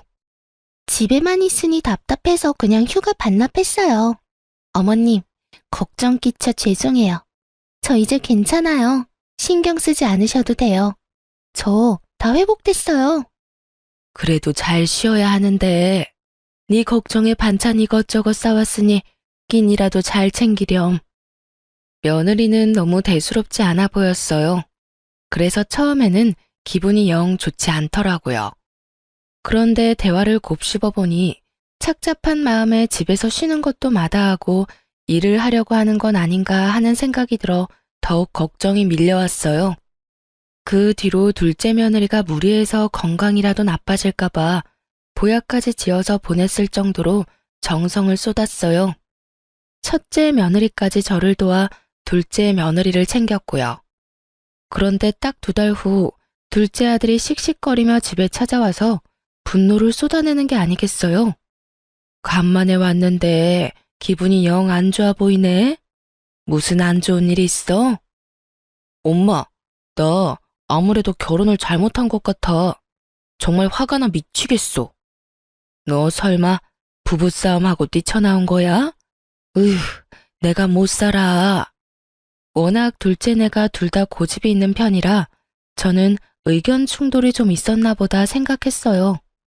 부부싸움이라는 게 맞춰가기 위한 과정이라 생각하는 저는 둘째 며느리를 홀로 두고 뛰쳐나왔을 아들의 태도에 속이 터져서 한 소리를 했어요. 원래 부부싸움은 칼로 물베기라고들 한다지만 지금 네 태도는 예의가 없는 거야.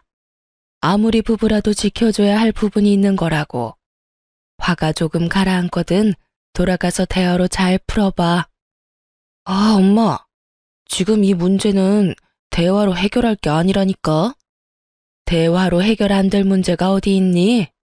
부부 사이에는 먼저 사과하는 쪽이 이기는 거야. 그러니 너무 네 생각만 고집하지 말고 잘 조율을 해야지. 아들은 제 말에 깊은 한숨을 몰아쉬더니 자신이 집까지 뛰쳐나올 만큼 화가 난 이유에 대해 털어놓았어요. 저는 아들의 이야기를 듣고는 정말 큰 충격에 휩싸였습니다. 엄마, 2달 전에 아내가 유산했다고 했던 거 기억나지? 그때부터 지금껏 엄마가 엄청 챙겨주잖아. 그럼 그걸 어떻게 잊니? 지금 생각해도 가엾고 마음이 애잔한 걸. 유산 아니래. 유산이 아니라 자기 발목을 잡는 것 같아서 나한테 한마디 상의도 없이 애를 지운 거였대. 그러니까 엄마도 더는 내 아내 가엾게 여기지도 말고 챙겨주지도 마요. 이게 다 무슨 말이야? 유산이 아니라니. 애를 지웠다니.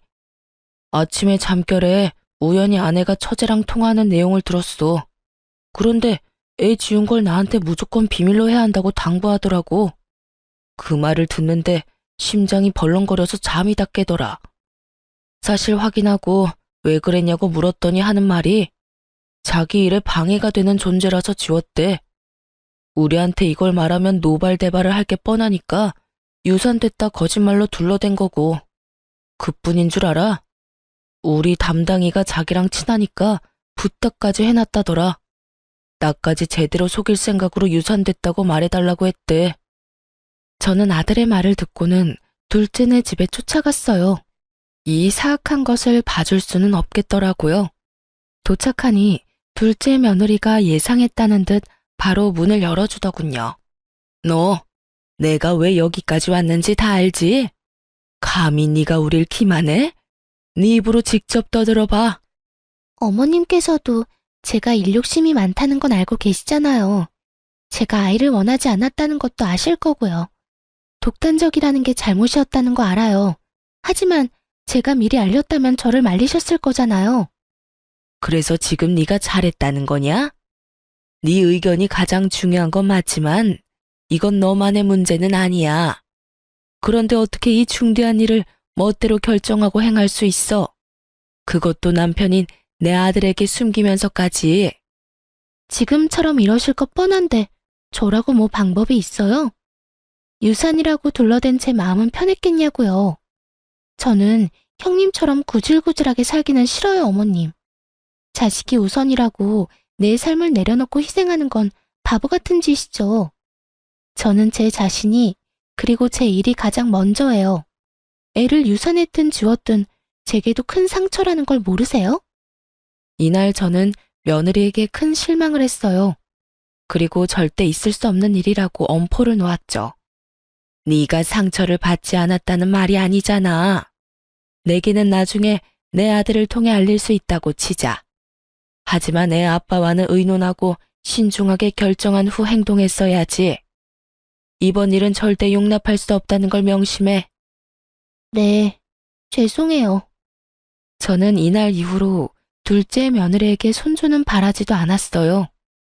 제 둘째 아들은 여전히 자녀를 원하는 마음이 있었지만 더는 둘째 며느리에게 이세 계획에 관한 이야기는 하지 않았고요. 그런데 그로부터 1년 후 둘째 며느리는 또 임신하게 되었어요. 저는 이 또한 청천벽력과도 같았어요. 또다시 새 생명을 내쳐버리면 어쩌나 하는 높아심까지 들었거든요. 그래서 처음 이 소식을 들었을 때 축하하기를 망설였어요. 첫째 며느리에게 전화해 어쩌면 좋냐며 불안함을 표현하기까지 할 정도였죠. 둘째 임신 소식 너도 들었니? 네, 어머님. 안 그래도 좀 전에 동서랑 통화했는걸요. 별 말은 없고? 나는 불안해서 아직 연락도 못하고 이러고 있지 않니? 아, 어머님께서 낙심이 크셨었죠. 이번은 다를 거예요. 동서도 기뻐하는 것 같았는걸요. 첫째 며느리의 말을 듣고서야 둘째 며느리를 만나 이야기를 들어볼 용기가 생겼어요. 임신 축하한다, 아가. 저기, 내가 온 진심을 다해 축복해줘도 되는 게 맞니? 그럼요, 어머님.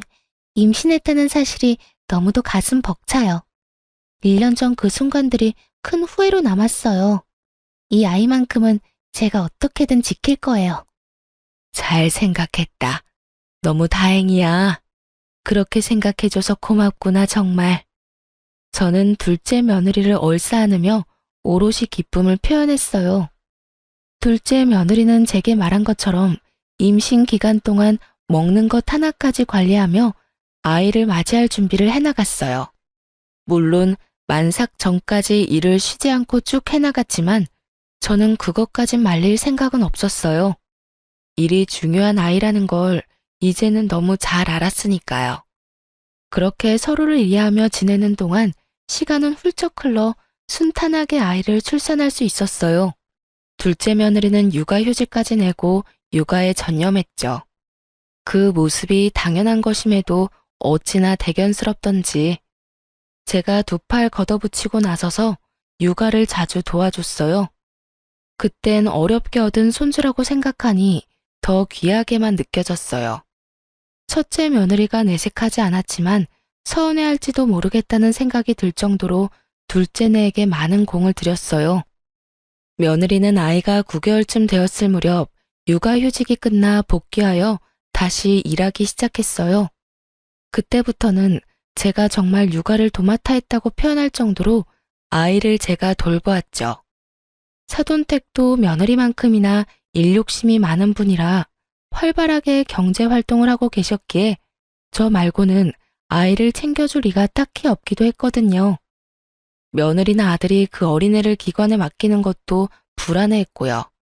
그런데 막내 손주가 돌이 막 지났을 때 제 건강이 급격하게 안 좋아졌어요. 원래도 골다공증과 고지혈증 같은 나이가 들면 자연히 생기는 여러 질병을 앓고 있던 터라 전적으로 육아를 하는 것이 제게 큰 무리가 되었던 것 같았어요. 그래서 고심 끝에 저는 둘째 부부에게 요양을 하러 다녀오겠다며 털어놓았죠. 내가 원래도 부실한 편이었잖니. 나이도 나이고 여기에 육아까지 돕겠다며 나섰더니 짧은 시간 동안 건강이 많이 나빠졌어. 그래서 1, 2년 정도 고향에 가서 좀 쉬고 올까 한다. 네? 이렇게 갑작스럽게요? 그럼 저희는 당장 아이를 어떻게 해요? 미안하게 됐구나. 몇 년 내려가 요양하고 와서 다시 도울 거니까 그때까지만 너희가 좀 고생해 주렴. 둘째 부부는 제 말에 난감한 표정을 지었어요. 아니 정확히는 둘째 며느리가 곤란하다고 말하고 싶은 표정이었죠. 엄마, 요양을 해야 할 정도로 몸이 안 좋은 거야? 고향에 이제 다른 식구도 없는데 혼자 내려가서 괜찮겠어? 너희가 걱정할 정도는 아니야. 좋은 공기 마시고 좋은 음식 먹으면서 관리하면 좀 더 활력도 생기고 좋을 것 같아서 다녀온다는 거야. 솔직히 어머님께서 암 같은 병도 아닌데 고향까지 내려가 요양을 할 필요는 없지 않나요? 그리고 애 봐줄 사람이 없어지면 저는 일을 어떻게 하라고요? 복귀하자마자 지금 일을 다시 멈춰야 한다는 소리잖아요. 저는 제 일이 그런 식으로 꼬이는 건 원치 않아요. 당신, 엄마한테 그게 무슨 말이야. 우리 엄마가 무조건 우리 애를 봐줄 의무가 있는 것도 아니잖아. 다른 것도 아니고 건강 때문인데 우리만 생각하는 건 잘못된 거지, 응? 당신이 당장 육아휴직 쓰고 우리 애 챙길 거 아니잖아. 결국 엄마라는 이유로 내가 피해를 봐야 하는데 이런 말을 안 하게 생겼어? 둘째 며느리는 제 건강 회복은 안중에도 없었어요. 아니, 제가 저를 챙기려는 게 마음에 들지 않았던 거죠. 자신의 부모에게는 도움을 청해볼 생각조차 하지 않으면서 저더러는 무책임하다는 말까지 하며 잡아두려 하더군요. 당장은 앞날이 캄캄하다고 느껴져서 내게 서운할 수 있어. 하지만 내가 안 온다는 게 아니잖니. 언제든 건강이 좋아졌다고 느끼면 올라올 거야. 그러니 너그러운 마음으로 받아들여 주렴. 어머님, 이건 너그럽고 그렇지 않고가 중요한 건 아니죠. 어머님께서 줄곧 아이를 봐주면서 양육 패턴도 다 생겼는데 이제 와서 어머님 쉬어야 하니 못 도와주겠다고 하는 건 못된 거 아닌가요? 뭐? 예. 내 애 아니고 너희 부부의 아이야. 나는 여태껏 내 손주니까 챙겼던 것 뿐이잖니. 자식은 부모가 키우는 거지 남이 키워주는 게 아니야. 그런 식으로 말씀하시는 건 정말 무책임한 거죠. 이날 처음으로 괜히 둘째 부부를 도와왔던 걸 후회했어요. 원래라면 아이가 기관에 적응한 후에 귀향하려 했지만 둘째 며느리의 말에 서운함이 들어 앞당겨 내려갔어요. 둘째 며느리는 그게 못마땅했는지 제가 내려가는 날까지도 연락 한 통 하지 않았어요. 그 후 둘째 며느리가 제게 연락을 해온 건 아들이 제게 용돈을 보냈다는 사실을 알게 되어서였죠. 그때부턴 사람 피를 말릴 작정인지 정말 하루가 멀다고 연락해 저를 들들 볶아대더군요. 남편이 어머님께 용돈 보내드렸다던데 이러려고 내려가신 거예요? 예, 내가 자식한테 용돈이나 받자고 이 먼 시골까지 왜 오니? 어머님께서 제 남편에게만 받는 것도 아니고 아주버님께도 받으면 돈 100만 원은 될 테니 충분히 의심할 만하죠. 너 사람을 뭘로 보고, 그리고 자식이 부모에게 용돈 주는 게 뭐 이상해? 사람을 이렇게 몰아가면 못 써. 애 엄마가 마음을 곱게 먹어야지. 자식 돈이나 탐내는 부모라는 소리를 하는 둘째 며느리를 도통 이해할 수 없었어요. 거기다 제가 아무리 그런 뜻이 없다고 말해도 믿으려고 하지도 않았죠. 엊그제는 정말 아주버님께서도 용돈을 드렸다면서요? 어머님, 정말 해도 해도 너무하네요. 내가 자식한테 용돈 받는 것까지 네 눈치를 봐야 하니? 말 맞다나. 내가 네 돈을 받은 것도 아닌데 도대체 왜 이래? 돈도 없으면서 시골까지 내려가 자식 등골 빼먹는 부모라니. 이게 말이나 되나요? 제가 아니면 이런 말을 어머님께 누가 하는데요? 아무도 안 하니 저라도 하는 거죠. 예, 나 네 시험이야. 못 배운 애도 아니면서 말 가려 할 줄 모르니? 너 지금 네 애 안 봐준다고 이런 식으로 시위하는 거야? 이 봐요. 목소리 힘 좋은 것 좀 보라고요. 아픈 건 핑계고 자식 돈으로 놀고 먹으려는 속셈 맞잖아요. 그런 게 아니라면 이렇게 쌩쌩하면서 용돈을 왜 받으세요? 진짜 어머님 같은 분을 믿고 의지했다니 참 마음이 그렇네요. 저는 둘째 며느리가 너무 괴롭혀대니 요양은커녕 스트레스로 골병이 더 들 것만 같았어요. 시골에서 홀로 지내는 부모가 염려되어 딱 한 번 첫째와 둘째 아들이 용돈을 주었고 그걸 거절할 틈이 없어 고맙게 받았는데 그게 이리도 며느리에게 모욕을 들을 만큼 잘못인가요? 저는 너무 속상한 마음에 첫째 아들에게 연락해 하소연을 했어요. 아들, 네가 보내준 용돈 받았다가 내가 요양이 아니라 골병이 들게 생겼어. 왜? 내가 용돈을 잘못 보냈나? 나 때문에 은행까지 가는 괜한 걸음 하신 거야? 차라리 그런 거라면 낫지. 둘째 며느리가 용돈 좀 받았다고 얼마나 닭달인지 내가 정신이 나갈 지경이라니까. 네 동생한테는 이 이야기는 하지 말고 앞으로 용돈 보내지 마렴. 둘째한테도 용돈 그만 보내라고만 전해라. 원래도 입이 무겁고 의지가 됐던 첫째기에 연락해서 털어놓고 나니 마음이 조금은 나아졌어요. 하지만 그것도 잠시뿐이었죠. 둘째 며느리의 연락을 받고는 또다시 기분은 착 가라앉았어요. 이제 쉴 만큼 쉬시지 않았어요? 멀쩡한 몸뚱이 그만 놀리고 다시 올라오셔서 원래처럼 저희 도와주셔야 하는 것 아니에요? 너 정말 애가 왜 이리 못됐니? 네가 날 꾀병 부린다고 여기는 것까진 구구절절 설명할 생각이 없으니 넘어간다 치지만 정도껏 해야 할 것 아니야. 아, 방금 꾀병이라고 인정하신 거죠? 내가 이럴 줄 알았어. 자식들한테 돈 받고 싶어 구실 만들었던 게 맞네. 자식한테 용돈이 받고 싶거든 보탬이 되셔야 하는 것 아니에요? 이렇게 뻔뻔한 방법으로 용돈을 갈구하는 건 죄예요, 죄. 저는 보탬이 되라는 말에 열이 확 뻗쳤어요. 당돌한 아이라는 걸 알았지만 이렇게 못된 생각을 가졌을 거라곤 꿈에도 몰랐네요. 네, 시간이 꽤 흘러 제가 간과했던 거죠. 자기 일에 방해가 된다고 자신의 아이까지 말없이 지우내라는 걸요. 저는 며느리에게 이만했으면 그만하라고 경고했어요. 하지만 둘째 며느리는 멈추지 않았죠. 하루빨리 올라와서 절 돕는 게 좋으실 거예요. 자꾸 이런 식으로 저 힘들게 만들면 애만 두고 확 가출해버릴 줄 아세요? 뭐야?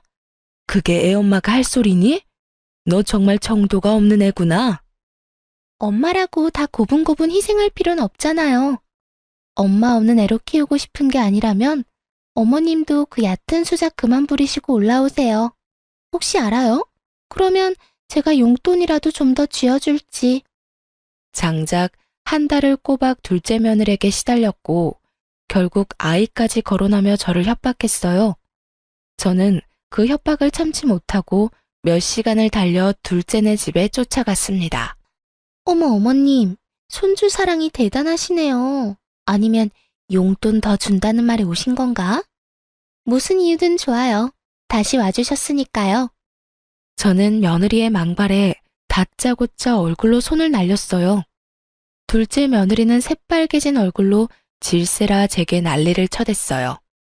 보잘것도 없는 어머님이 감히 제 얼굴에 지금 손을 댄 거예요? 이렇게 손을 함부로 놀려서 어쩌려고 이러세요? 저는 뭐 못해서 참고 있는 줄 아시냐고요? 제가 어머님 상대로 신고라도 하면 어쩌려고 이러시는 건데요? 네? 눈을 똑바로 축혀뜨고는 대드는데 살쾡이가 따로 없었어요. 저는 끝까지 기어오르는 둘째 며느리와 오늘은 끝장을 보겠다는 마음으로 물러서지 않았습니다. 그렇게 장장 3시간을 며느리와 육탄전을 벌였고 제 아들이 막내 손주를 하원시켜 데리고 온 후에야 멈추게 되었네요. 아들은 제가 올라온 것도 모자라 우리 꼴을 보고 기겁을 했어요. 엄마, 갑자기 연락도 없이 여기까진 무슨 일이야? 꼴은 그게 다 뭐고 이게 다 어떻게 된 거야? 시험이 알기를 개떡같이 하는 며느리 혼쭐 좀 내주러 왔다. 엄마, 알아듣게 말을 해줘야 이해를 하지. 당신 엄마한테 무슨 잘못 저질렀어? 네 아내가 손주 안 봐주고 기양했다고 어찌나 사람을 들들 볶은 줄 아니? 그뿐이야. 네가 준 용돈 받았다고 사람을 못된 사람 취급하는데 내가 참을 수가 있어야지. 앞으로는 너희 일과 나는 별개다. 그런 줄 알아? 저는 자초지종 설명도 없이 무턱대고 둘째네 집을 나와 시골로 내려갔어요. 둘째 아들이 제게 몇 날 며칠을 연락해댔지만 받지 않았죠. 제가 전화라도 받으면 둘째에게 그간 며느리에게 당한 일을 다 쏟아낼까 봐요. 그렇게 지낸 지 일주일쯤 지났을까요? 둘째 아들에게 다시 연락이 왔고 제 기분이 차분해진 후라 전화를 받았어요. 그런데 그 일주일 사이 첫째가 둘째에게 저와 나눴던 대화를 털어놓았는지 며느리가 그렇게 행동한 줄 미처 몰랐다며 살피지 못해 미안하다는 겁니다. 부모라는 게 참 묘하게도 자식이 사과를 하니 가슴이 먹먹하더라고요. 그래서 이제 다 괜찮다고 아들을 한참이나 다독였네요. 그런데 둘째 아들과 통화가 닿은 후부터 둘째 며느리는 더 악독해졌어요. 제게 폭언을 일삼고 자신을 해코지한 파렴치한 취급을 하더라고요. 손버릇 더러운 분께서 그동안 어떻게 참으셨어요? 제가 또 용돈 운운하면 와서 제 얼굴에 손대실 거죠? 못 베어먹은 티 너무 나니까 소름 끼쳐. 네 이런 태도가 더 끔찍하다는 걸 모르니? 미련한 것. 뭐요? 자식들이 피땀 흘려 번 돈으로 지금 살고 있는 그 허름한 시골집까지 사서 요양하는 주제에 부모래도 다 같은 부모가 아니라더니 어머님처럼 양심 없고 부모 자격 없는 분은 또 처음 보네요. 네가 뭘 안다고 입을 함부로 놀려? 감히 네가 뭔데 부모 자격을 운운하니? 어? 왜 격분하고 그래요? 어머님께서 경제활동한 적 없으시잖아요. 그럼 보나마나 뻔한 것 아닌가요? 그런 건 동네 바보도 알겠네요. 기가 막혀. 참 가족이 뭐라고 이런 망발을 하는 며느리의 전화를 그리도 착실히 받았을까요? 제게 남는 건 고작 울화와 상처일 뿐인데요. 저는 더는 이런 며느리의 장단에 맞춰주지 않겠다 다짐했어요. 아니, 둘째 며느리의 되바라진 태도를 제대로 짓밟아주겠다 마음먹었죠. 그래서 며느리와의 통화가 끝나자마자 둘째에게 곧장 연락했어요. 아들, 내가 문자로 주소 하나 보낼 거야. 쉬는 날 꼭 며느리 데리고 내려오렴. 알겠지? 나흘 뒤 아들은 제 말대로 자기 가족들을 데리고 내려왔어요. 도착해 차에서 내린 둘째 며느리는 풍경을 보고는 기함했어요. 둘째 부부의 눈앞에 펼쳐진 광경은 넓은 앞마당이 있는 300평대의 초호화 단독 주택이었습니다. 네, 바로 제가 지내고 있던 고향 시골집이었어요. 며느리는 놀란 채 말까지 더듬으며 물었어요. 이곳은 도대체 어디예요? 여보, 설명 좀 해봐요. 글쎄, 나도 지금 좀 당황스러워서. 저는 아이들이 도착한 걸 알면서도 조금 늦게 맞이하러 나갔고 큰 단독주택에서 제가 현관을 열고 나오는 걸 보고 둘째 아들과 며느리의 입이 떡 벌어졌어요. 엄마, 이 집은 다 뭐야? 어머님께서 왜 저 집에서 나오세요? 설마 자식들 용돈 주는 걸로 이 호화스러운 집에서 월세로 지내는 거예요? 정말 노망이라도 나셨어요? 저는 명확한 근거도 없이 떠들고 있는 둘째 며느리의 면상에 손에 들고 있던 서류를 집어 던졌습니다. 아들이 서류를 주워 살필 때 곁눈질로 보던 며느리는 어떻게 된 거냐며 더 언성을 높여 물었어요. 이게 도대체 어떻게 된 거예요? 어떻게 어머님께 이런 어마어마한 집이 있을 수 있어요? 뭔가 잘못된 거 아니에요? 네? 난 이런 집 한 채 가지고 있으면 안 되니? 왜? 내 자식들 앞으로 대출받아서 사기라도 했을까봐? 뭐요? 내가 이럴 줄 알았어. 이 한심한 인간아.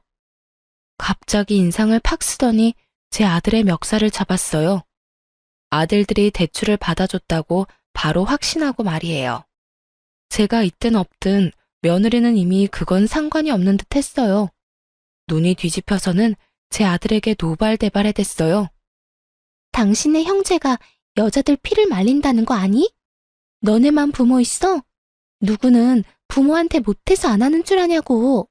방 한 칸 딸린 작은 집도 아니고 이 무시무시한 집을 사려고 대출까지 받는 게 말이나 되냐고, 이 정신 나간 놈아.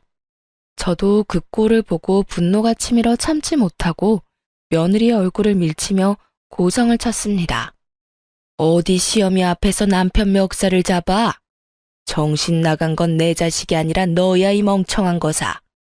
도대체 시어미 알기를 어떻게 알기에 이따위 행동을 아무렇지 않게 하는 거냐? 응? 저요? 어머님을 쥐뿔도 없는 분으로 알죠. 경제 활동도 제대로 안 하시던 분이 무슨 수로 이 큰 집을 사느냔 말이에요. 시골에 내려와 지낸다는 이유도 다 이것 때문이었어요? 자식들 돈으로 혼자 팔자 펴고 살려고? 쥐뿔도 없는 건 내가 아니라 너겠지. 내 재산이 얼마가 됐던 내게 10원 한 푼 안 가게 할 테니 각오해라. 어차피 내 남편 재산이 곧 내 재산인 거 몰라요? 그리고 어머님께서 자식들에게 물려줄 재산이 어딨어요? 다 자식 등쳐먹어서 마련한 것들인데 원래 주인한테 돌아가는 거지. 얘야, 아무리 덜 살았어도 이리 미련해서 되겠니? 세상에 눈에 보이는 게 다가 아니란 걸 아직도 깨닫지 못한 팔푼이 같은 것. 제 재산을 절대 둘째 며느리에게 가지 않게 하겠다고 말했지만 며느리는 끝까지 제 재산임을 인정하지 않았어요. 하지만 어느 부모가 자식 앞으로 돈을 당겨 이런 집을 사나요? 제가 위에서 언급한 것처럼 저는 부유한 집에서 자랐어요. 이 집 또한 저도 제 부모에게 물려받은 것인걸요. 제 부모님께서 저를 내쳤던 것에 대한 미안함을 평생 가슴 깊이 간직하며 살다가 별세하셨어요. 그러니 얼마나 더 챙겨주고 싶으셨겠어요. 제가 이렇게 시골까지 내려와 요양하겠다고 마음먹은 것도 긴 세월 저지른 불효를 이렇게라도 용서받기 위해서였어요. 저는 이 호화스러운 집 뒷마당에 제 부모님의 묘를 세웠거든요.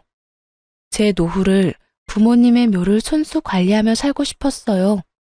물론 건강이 나아지면 상경에 제 자식을 챙기겠지만 한 달에 한 번은 내려와 제 부모님의 묘를 관리할 계획이었고요. 하지만 이런 제 사정과 뜻을 알 리 없는 둘째 며느리는 이 집이 제 명의의 집이라는 걸 끝까지 믿으려 하지 않았어요. 제 말처럼 자식들의 도움이 아니라면 이 집은 어떻게 마련하신 건데요? 이 종이 쪼가리에 불과한 서류를 어떻게 믿느냐고요. 내가 왜 그런 짓까지 해야 하니? 고작 너 하나를 속이자고. 어머님 자존심을 지키기 위해서겠죠. 그래서 돈 내고 대여해놓고 자기 집인 것처럼 하는 거잖아요. 서류까지 위조해가면서 이런 일 벌인 거 죄예요, 죄. 당신 정말 엄마한테 무슨 말을 하는 거야? 우리 엄마 그런 못된 분 아니야. 그만해. 너 참 재미있는 상상까지 하는구나. 무슨 근거로 위조라고 표현하는지 나는 모르겠구나. 끝까지 자존심 부리겠다 이거죠? 좋아요. 어머님 사기죄로 고소당할 준비나 하세요. 이런 무서운 일까지 저지르고 좋게 넘어갈 줄 아셨어요? 올라오라고 말할 때 얌전히 와서 손주 양육이나 하면서 지냈으면 좋았잖아요. 양육하기 싫어 수작 부리다 콩밥까지 먹게 생겼으니 어떡해요? 말하는 꼴이 아주 되바라져서는 신고해 볼 테면 해봐 어디. 네가 바라는 대로 되는지 한번 보자꾸나. 엄마까지 왜 이래? 며느리가 이렇게 끝까지 큰 소리를 칠 수 있었던 이유는 아마도 아들도 이 집에 대한 존재를 몰랐기 때문이겠죠. 며느리는 이날 돌아가서 정말 저를 신고했습니다. 물론 이 일로 제가 스트레스를 많이 받기도 했지만 결과적으로는 제 땅이라는 것만 제대로 증명된 채 며느리가 바라던 모습은 안타깝게도 전혀 없이 흐지부지 끝이 났죠. 그런데 이 일을 계기로 둘째 며느리가 저를 대하는 태도가 바뀌었어요. 어머님, 제가 큰 실례를 범했었죠. 저 지금 정말 많이 반성하고 있어요. 앞으로는 어머님 말씀만 믿으며 지낼게요.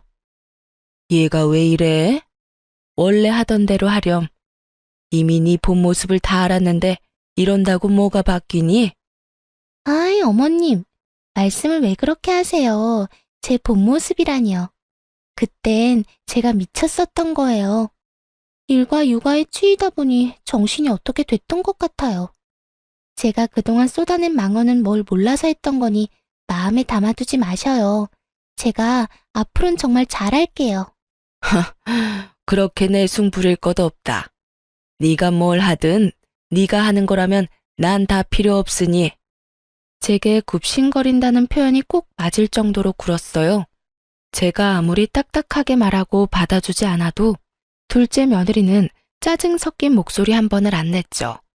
뿐만 아니라 제 요양까지 돕겠다며 말하는데 기가 찼습니다.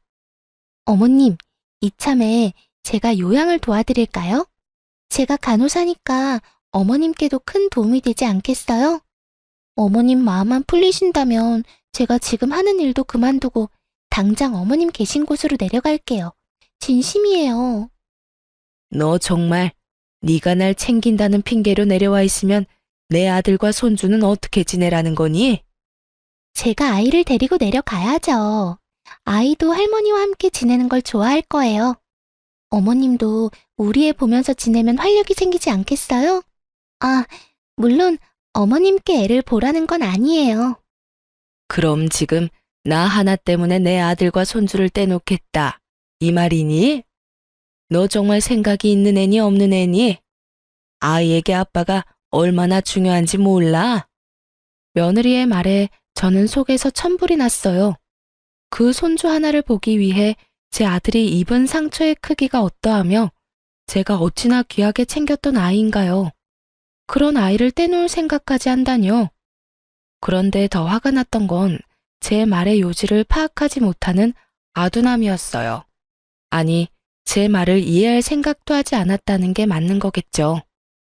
애 아빠는 주말에 내려와서 보고 가면 되는 거잖아요. 그리고 어머님, 돈이 있어야 자식도 키우는 법이에요.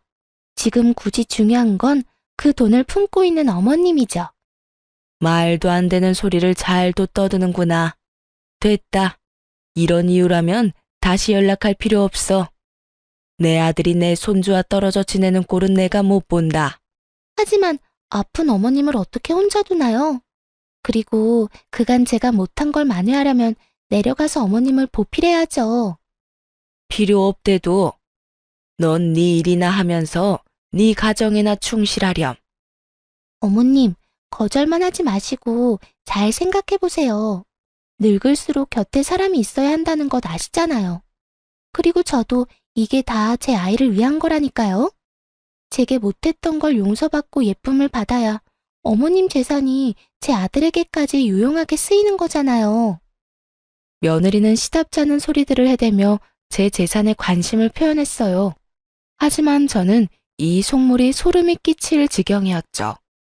한 일주일은 저를 설득하려 나긋이 말했지만 개벌은 난 못 준다고 시간이 좀 지나니 슬슬 본 모습을 보였어요.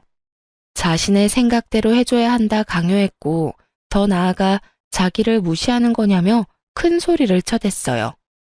그뿐인가요? 망발도 서슴없이 쏟아냈습니다. 거절도 정도껏 해야죠. 돈 좀 있다고 이렇게 사람 무시해도 되는 거예요? 저요, 어머님 며느리예요. 가족이라고요. 제가 일까지 포기한다고 했으면 좀 속는 셈 치고 넘어가 줄 순 없나요? 내가 왜 그래야 하니? 그리고 내가 언제 널 무시했어? 무시라면 아마 네 연락을 고의적으로 받지 않았겠지. 전화를 받아서 대놓고 무시를 하는 거잖아요. 제 일까지 포기한다는 게 어떤 의미인지 모르세요? 제가 그 정도로 노력을 쏟고 있다는 거잖아요. 어머님 정말 그러는 거 아니에요. 너 참 웃긴 애다. 너야말로 그러는 거 아니지. 내 재산 여부를 몰랐을 땐 그렇게 되바라지게 굴더니 내가 봐주고 넘어가니까 그래도 되는 줄 아니? 적당히 하렴. 봐주는 것도 정도가 있는 거야. 내가 다른 사람은 몰라도 네 도움은 받을 일 없을 거니 그런 줄 알렴. 나도 이제 당신 도와줄 맘 없어. 돈 좀 있다고 나 무시하는 사람한테 나도 잘 보일 생각 없다고. 빨리 이 세상 떴으면 싶은 마음뿐이거든. 어차피 내 남편한테 재산 넘어가면 그 돈이 다 나한테 오는 거잖아. 그러니 내 재산이나 다를 바가 없다고. 당신 마음대로 재산 분할을 하는 게 될 줄 알아? 내가 무슨 수를 써서라도 당신이 빨리 세상 뜨게 만들 거야. 알아? 이 통화 이후에도 둘째 며느리는 저를 저주하는 듯한 내용이 가득 담긴 문자들을 수도 없이 보냈어요. 돈에 눈이 뒤집혀 제 죽음까지 운운하는 며느리를 더는 좋게 넘어갈 수 없었죠. 그 주 주말 저는 온 식구를 다 불렀습니다. 둘째 부부까지도요. 둘째 며느리는 자신의 말에 제가 겁이라도 먹은 줄 아는지 기고만장한 표정까지 하고 있더군요. 아무것도 모르는 첫째 며느리는 간만에 절 만난다며 손수해온 제철 음식들을 양손 가득 챙겨왔고요. 그런데 둘째 며느리가 이런 첫째 며느리에게 버르장머리 없이 또 입을 나불댔어요. 형님은 멍청하고 눈치가 없네요. 지금이 어떤 자리인 줄 알고 이런 냄새나는 음식을 챙겨와요? 이래서 집에만 있는 여자들은 안 된다니까. 동서, 무슨 말이 그래. 오랜만에 어머님 뵙는 거라 좀 챙겨왔을 뿐인데 내가 동서한테 그런 말을 들을 필요는 없지 않아? 제 말은 오늘 이 자리가 모여서 밥이나 먹자고 마련한 자리가 아니라는 뜻이에요. 그런 걸 파악도 못하고 온 형님이 미련해 보이잖아요. 둘의 대화를 듣다 못한 제가 둘째 며느리에게 한 소리 하려던 순간 집에 손님이 찾아왔어요. 바로 부모님의 재산을 관리해 주셨던 변호사였죠. 저는 자식들을 전부 거실로 불러 모은 후 제 재산 상속에 관한 얘기를 모두 털어놓았어요. 그리고 곧 변호사의 말이 끝나자 둘째 며느리는 발칵 뒤집혔습니다. 둘째 아드님께는 추가 조항이 하나 더 있으십니다. 네? 제게요? 어떤 조항 말씀이시죠? 둘째 아드님께서 이 모든 재산을 상속받기 위해서는 현 아내분인 서진주님과 이혼을 하셔야 합니다. 이게 무슨 말이야? 이혼이라뇨. 어머님, 정말 끝까지 제게 이러실 거예요? 네? 제가 미쳤다고 이혼을 해요? 제가 왜요, 왜? 둘째네 이혼을 거론하자 온 가족이 놀란 눈치였어요. 둘째 며느리도 절대 이혼을 할 수 없다 난리쳤죠. 저는 제 핸드폰에 녹음되어 있는 파일 하나를 재생했어요. 그리고 곧 둘째 며느리의 목소리가 거실 가득 울려 퍼졌습니다. 제 죽음을 고대한다는 둘째 며느리의 망언이 말이에요. 그리고 전 며느리가 제게 보냈던 문자들을 전부 공개했어요. 그뿐일까요? 아들과 함께 둘째 며느리가 처음 집에 내려왔던 날 저희가 나눈 대화가 담긴 CCTV 영상까지도 전부 보여주었어요. 이 모든 사실을 가족들에게 낱낱이 밝히고 나서야 둘째 며느리는 사색이 된 얼굴로 힘없이 바닥에 주저앉았습니다. 아들들은 둘째 며느리에게 사람도 아니라며 분노했어요. 온 식구가 둘째 며느리의 만행과 욕심을 알게 되자 둘째 아들은 재산 때문이 아니라 자신과 저를 위해 이혼하겠다고 나섰어요. 당신이 뒤에서까지 어떻게 이래? 우리 엄마한테 이런 몹쓸 말을 쏟아낼 수 있냐고. 여보, 이건 모함이야. 처음부터 내가 그런 식으로 굴었던 건 아니라고. 날 좀 믿어줘. 내 말 좀 먼저 들어봐. 네가 하는 말을 내가 어떻게 믿어? 이렇게 증거들이 다 있는데 내가 무슨 수로 네 말을 믿어? 우린 이제 끝이야. 이혼이라고. 아들은 그 길로 이혼 소송을 걸었어요. 변호사를 통해 며느리에게는 내 아들 재산을 한 푼도 넘어가지 않도록 부탁했고 양육권도 넘어가지 않도록 힘을 써달라고 말했어요. 둘째 며느리는 양육권을 가지고 끝까지 물고 늘어졌어요. 하지만 이미 제 휴대폰에는 아이보다 돈이 우선이라는 며느리의 무수히 많은 말들이 담겨 있잖아요. 결국 자신의 말이 자기의 발목을 잡았고 양육권도 아들이 넘겨받게 되었습니다. 이혼당한 며느리는 양육권까지 빼앗긴 뒤에야 자신에게 남은 게 하나도 없다고 느낀 건지 아들에게 애원하기 시작했어요. 나 재산 한 푼 없어도 돼. 돈 다 당신이 가져.